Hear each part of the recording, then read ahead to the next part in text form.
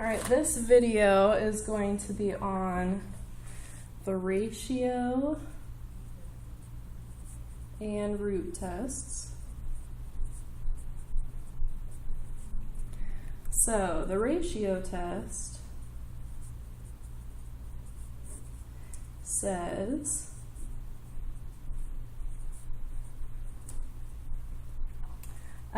if your series is a ratio with non-zero terms, so this part right here would be a ratio,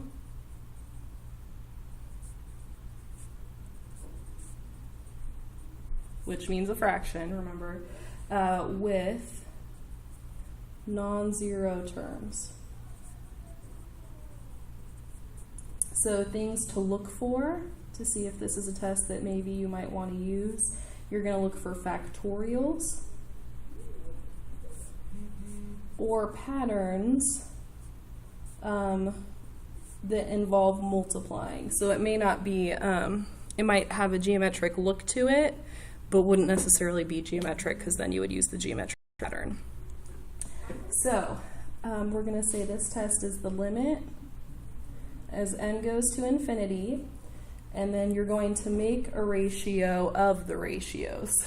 So you're going to do the series itself, where you're doing n plus 1 for all the n's that are in the problem, divided by the series itself. And this is going to be an absolute value sign, so this means that we're not talking with these alternating series. We're going to ignore the fact that it alternates, basically.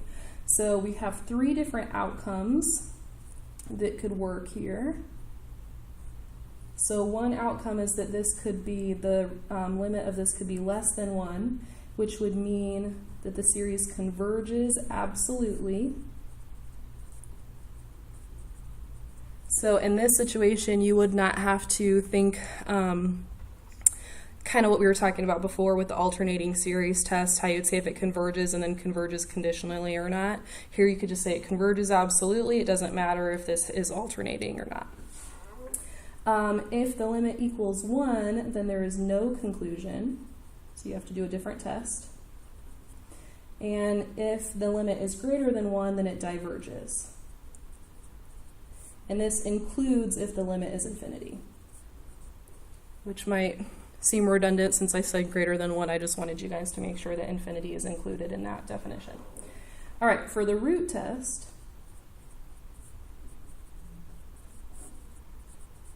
you're going to be given the series like this, and this is where a sub n is a root. So it has some type of root in it, square root, cube root, whatever. And what you're going to look for is everything to the nth power.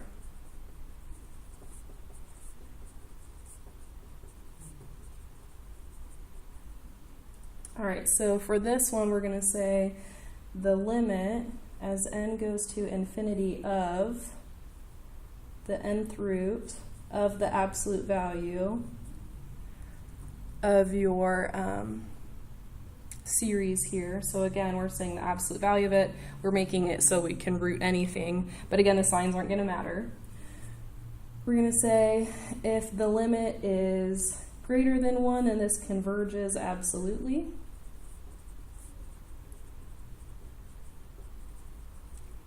If it, oh, no, that's silly.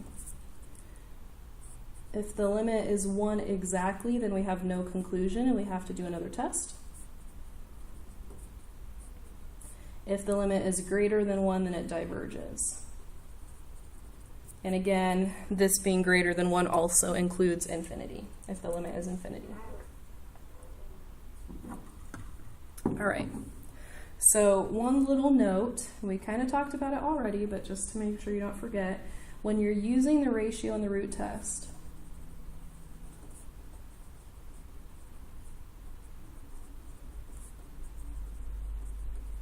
if the series converges,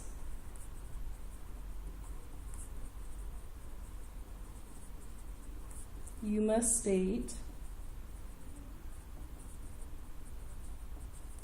absolute convergence.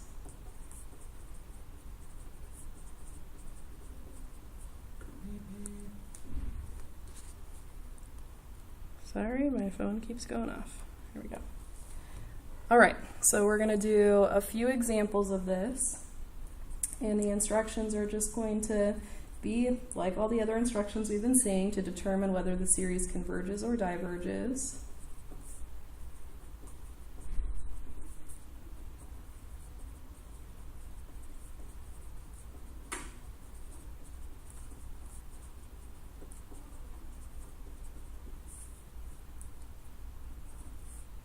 So we have 2 to the n over n factorial, and one of the things we were looking for in the ratio test was factorial, so we're going to say this is a good situation for the ratio test. And remember, when we do the ratio test, we're going to say the limit as n goes to infinity, and we've got the absolute value, and we're comparing this ratio, where instead of n we have n plus 1, divided by the original series. So I'm writing it like that. Since I have a fraction divided by a fraction, I can go ahead and keep the top and flip the bottom one up.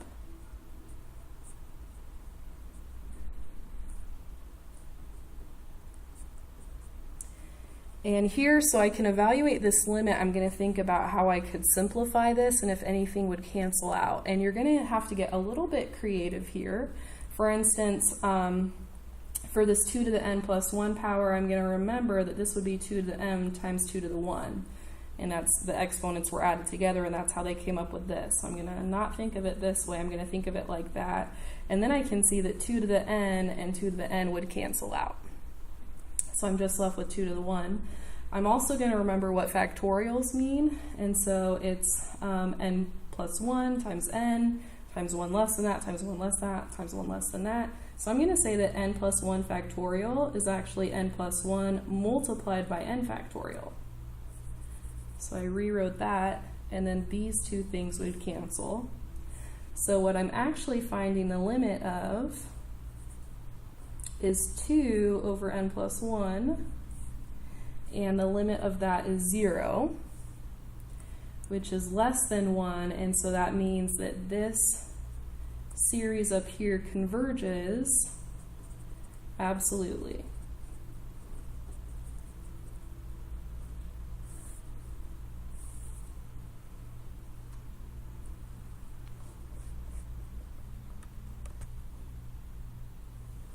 All right, example 2.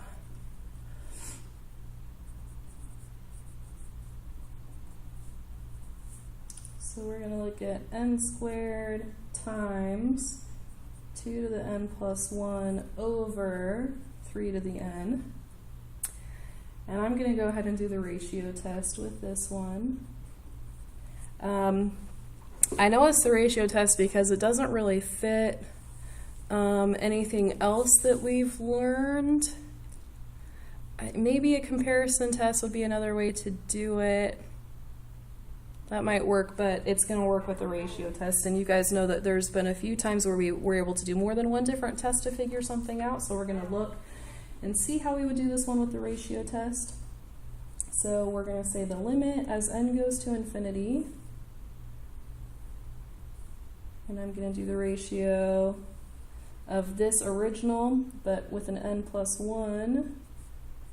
So 2n plus 1 plus another 1 over 3 to the n plus 1.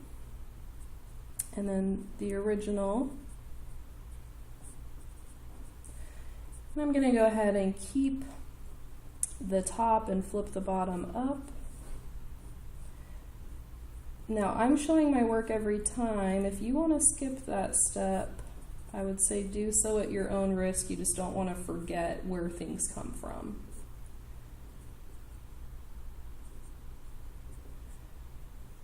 All right. So, and we're going to kind of use some of the same math that we did on the last one to be able to simplify this a little bit. So I'm thinking of this one right here as 3 to the n times 3 to the 1. And then I know that that cancels with that. I'm going to think of this one as 2 to the n plus 1 times 2 to the 1, and that's how we added together to get 2 to the n plus 2. And so that cancels with that. So that means that what I've got here is the limit as n goes to infinity of n plus 1 squared. And I still have the 2, so I'll put the 2 in the front. And on the bottom, we've got a 3 and an n squared. All right, now if I take the limit of this, it's going to be, this would have been n squared over n squared, so the n's are the same. That means that the limit itself is 2/3. So that number is less than 1, which means that this series would converge absolutely.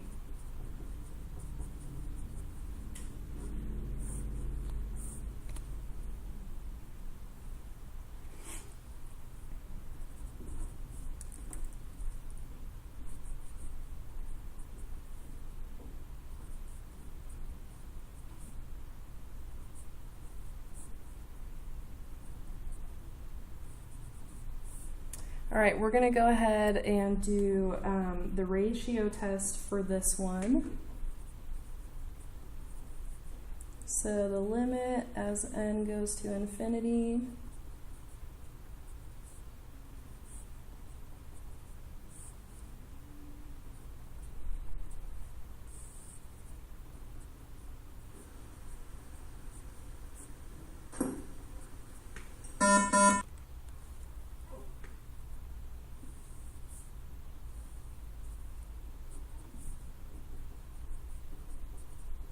and I'm going to go ahead and keep the first one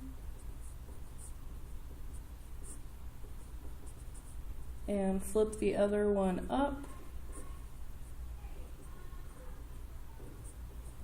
And we're going to notice something similar here again, where we can do some of the same work we did before. So this -1 I can think as -1 to the n times -1 to the 1. So -1 to the n cancels with -1 to the n. The rest of that stuff would not cancel. So I'm going to say the limit as n goes to infinity. We still have a -1 up there. And then we have an n plus 1, and we have a square root of n plus 1. And on the bottom, we have an n plus 2 and a square root of n. Now, since this is absolute value signs, that -1 doesn't make any difference, right? Because it's going to be forced to be positive anyway. If I ignore these plus 1s, because when you plug in infinity, they're not going to matter, then that's going to give me n to the 3/2 on top. I don't know if you guys can see that. N to the 3/2 on bottom, right? If you think about your n's being multiplied. So the limit of this is actually 1. And that was the situation where the ratio test and the root test, if we were doing it, was inconclusive. So that means we have to do a different test. So this is a good test to go back and do the alternating series test on. Or sorry, it's a good series to do that on. So I'm going to do the limit as n goes to infinity of the original, just taking out that alternating signs piece. And I know that if I look at this, the bottom is going to grow faster than the top, right? Because that's the square root of n and that's n. So I know that this is 0. And then I just have to make sure that that would be smaller than this one. And that is also true. Oops, so sorry. And if you wanted to compare these, then the easiest way that I think to do it is to plug this one into your calculator as y1 and plug this one into your calculator as y2, and then compare on the table to make sure that this one is in fact smaller than that one anytime your x value is 1 or greater. And you would see that that was true if you compared it that way. So we know based on this that it converges, but anytime we do the alternating series test, we do have to see if it's absolute or conditional. So now I'm going to go ahead and say, let's take this right here. So I'm ignoring the alternating part of it, and I'm just looking at the series itself. And I'm going to take this one and do a comparison test, and I'm going to compare it with root n over n, which would be 1 over n to the 1/2. And this right here, this is a p series where p equals 1/2, and that diverges. And since that diverges, and I know that this one is smaller, remember when you do the direct comparison test, you would have 0 over here, and you would say if this one diverges, then you can say that one diverges as well. And we do not have that situation happening right now. We would be finding that the right side diverges. That's what we just proved, is that our right side would diverge, and our middle we would be needing to make the conclusion on. So this can't be a direct comparison test. It has to be a limit comparison test. So we're going to say the limit as n goes to infinity of square root of n over n plus 1 divided by, I'm going to go ahead and use this one, root n over n. I do that sometimes because when I do the keep change flip, I like how things cancel out. I think things are going to cancel out pretty nicely regardless, but it's up to you.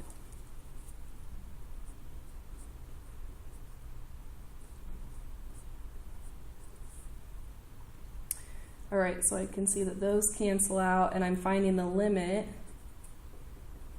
as n goes to infinity of n over n plus 1, which is 1. And so since the limit is a finite positive number, then we can say that if this series diverges, then this one diverges as well. And so that means that that alternating sign version, this original version all the way up here, while it converges, it must do it conditionally. Because if you took away the aspect of it that has alternating signs, then it would have been divergent. All right. Whew. And then we've got one last test we're going to try. That's the root test. I want you guys to see one of those.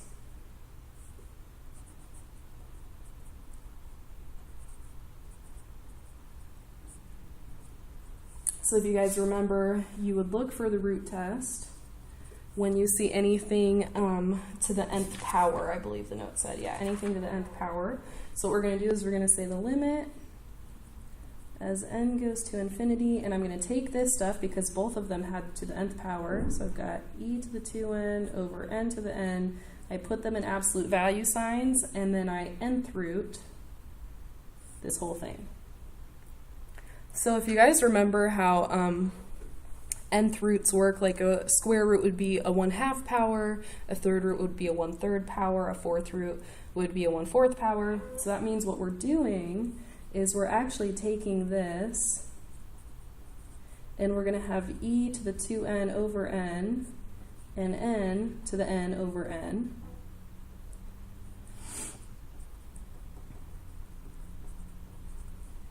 And that's really e to the second over n. All right, if you were to cancel out the n's there, cancel, cancel. So e to the second over n. And that would be 0 if I were to evaluate it for infinity. And so that means that this, that number is less than 1, so this converges absolutely.